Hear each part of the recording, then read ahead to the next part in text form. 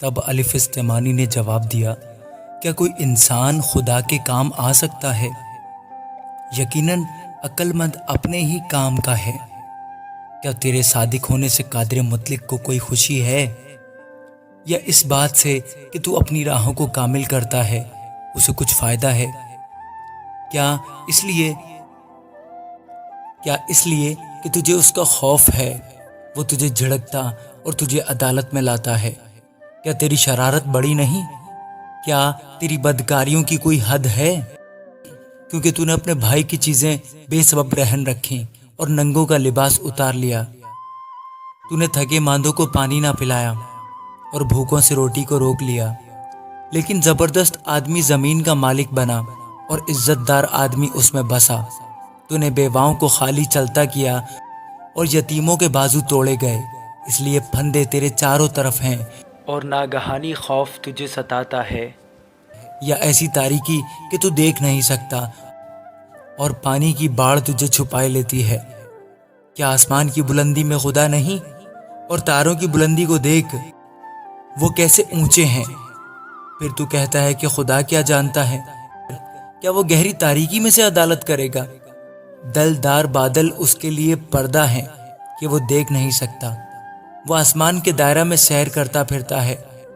کیا تو اس پرانی راہ پر چلتا رہے گا جس پر شریر لوگ چلے ہیں، جو اپنے وقت سے پہلے اٹھا لیے گئے اور سیلاب ان کی بنیاد کو بہا لے گیا، جو خدا سے کہتے تھے ہمارے پاس سے چلا جا، اور یہ کہ قادر مطلق ہمارے لیے کر کیا سکتا ہے، تو بھی اس نے ان کے گھروں کو اچھی اچھی چیزوں سے بھر دیا۔ لیکن شریروں کی مشورت مجھ سے دور ہے۔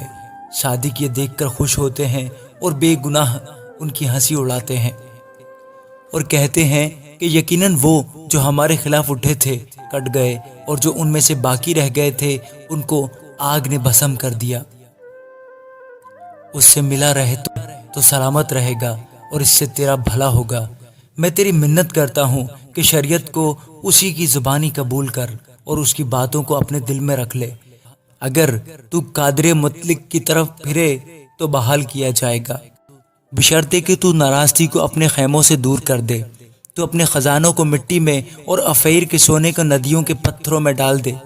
تب قادر مطلق تیرا خزانہ اور تیرے لیے بیش قیمت چاندی ہوگا، کیونکہ تب ہی تو قادر مطلق میں مسرور رہے گا اور خدا کی طرف اپنا منہ اٹھائے گا۔ تو اس سے دعا کرے گا اور وہ تیری سنے گا، اور تو اپنی منتیں پوری کرے گا۔ جس بات کو تو کہے گا وہ تیرے لیے ہو جائے گی، اور نور تیری راہوں کو روشن کرے گا۔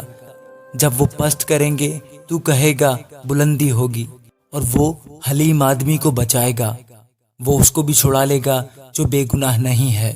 ہاں، وہ تیرے ہاتھوں کی پاکیزگی کے سبب سے چھڑایا جائے گا۔ آمین۔